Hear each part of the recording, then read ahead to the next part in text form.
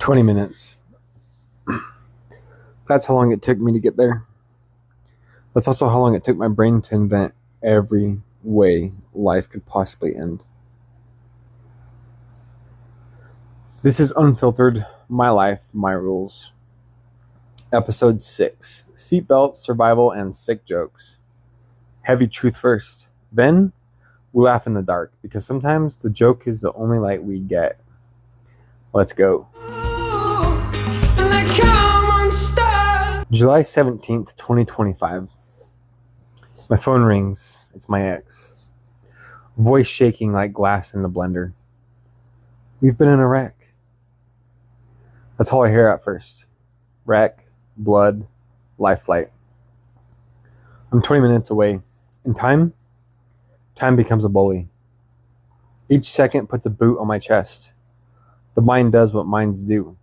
Runs the worst movie possible in IMAX. Flashing lights, crumbled metal, a sheet where a face should be. I practice goodbyes I never want to say. Let me be real about this. No, this isn't a rom-com arc.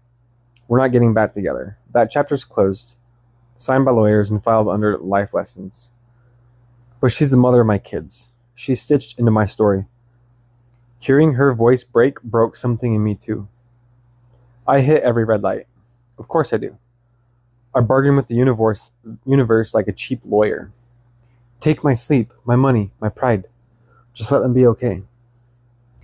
I pull up. I'm not ready to paint the scene yet. I will, just not today. But what can I say? They survived. Seatbelts, airbags, strangers who didn't hesitate, pros who moved like they'd trained for this exact nightmare. And in that moment, gratitude hit me like the airbag I didn't see coming.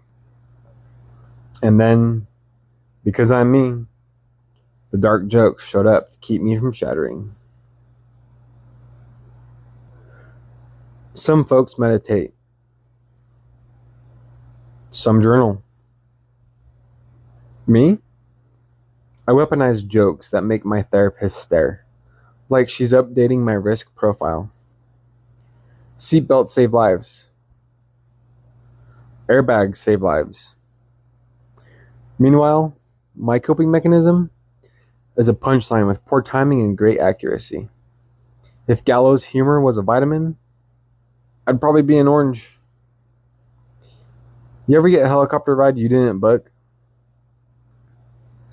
It's like Uber, but instead of surge pricing, you get surgery pricing. 5 stars though, nobody missed a turn. People say flying is safer than driving. Cool, but have you tried marriage? Plane crash survival rate, high. Marriage survival rate? Let's just say the black box recordings would be spicy. Motivational people love to say, live every day like it's your last. Meanwhile, if I did, my last day would involve eating chicken nuggets in bed, watching true crime, and texting you up to my therapist. The ER waiting room is basically a psychological escape room. No clocks. No answers. One TV playing cartoons from 2009. Every hour, a nurse steps out like they're in a cliffhanger trailer. James? Then disappears. Sir, don't James me like that. My soul just left to smoke a cigarette, and it doesn't even smoke.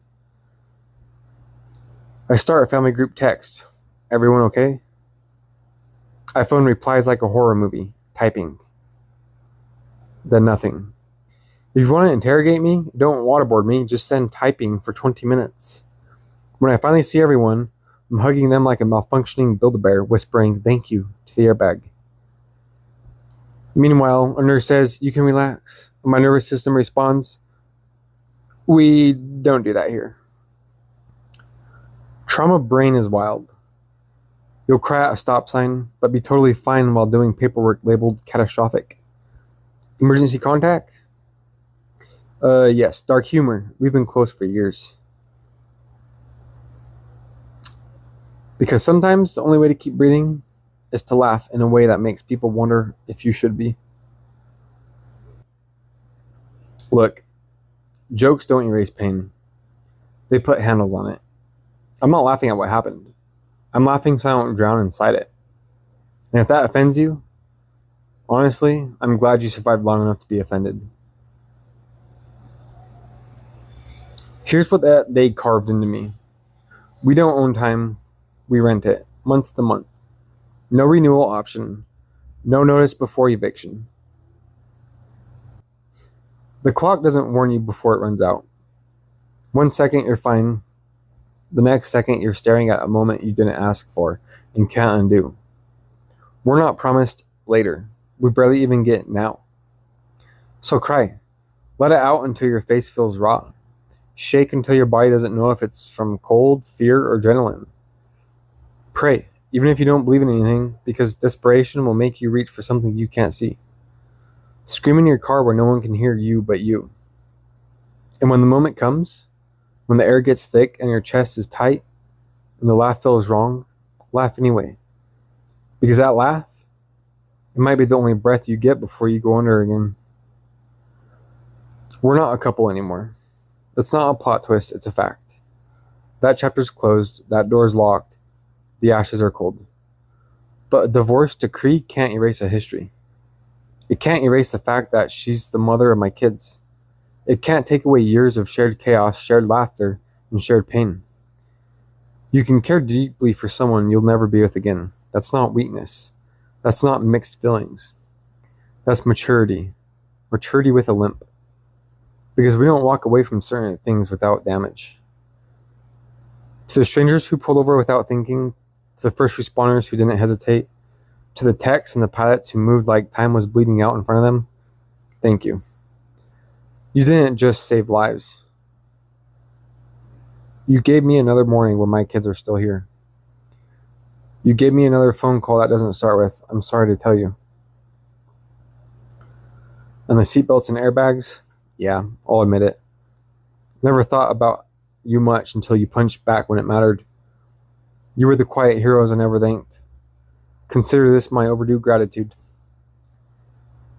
And to anyone who's carrying something heavy, who's listening to this, you don't have to pick one way to carry it. You're allowed to hold it with both hands. One called grief and one called humor. Grief will remind you of the weight. Humor will keep it from crushing you. Neither one makes the other less real. They work together, whether you want them to or not. Because life will hit you with moments you can't prepare for. Moments that rip away the illusion of control. And in those moments, all you have is how you choose to hold all the weight. Let it break you down. Let it crack you open. Let it show you who matters and what's worth holding on to. Then laugh in its face. Not because it's funny, but because you're still here to laugh at all. I know you want the full story. You'll get it. But there's a part of that day I haven't told yet. Not the blood, not the helicopter, not the panic. Something else. Something someone said right before the rotor blades drowned everything out. The sentence that didn't make sense until later. You can hear that on the next one. Today's episode's a little short,